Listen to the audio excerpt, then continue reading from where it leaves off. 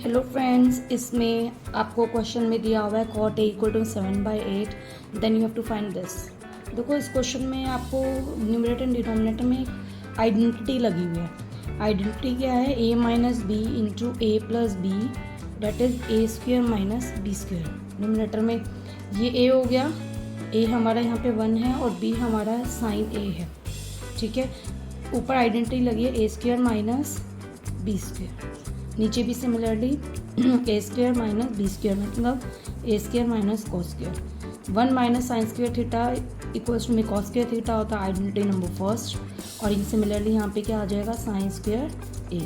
इसको हम ऐसे लिख सकते हैं कॉस ए अपॉन में साइन ए का होल स्क्वेयर। और कॉट ऑफ ए क्या दे रखा है? ये कॉट ही बन जाता है, कॉट ऑफ ए की पावर 2। 7 अपॉन में 8 की पावर 2, डेट इज 49 अपॉन में 64 is the answer.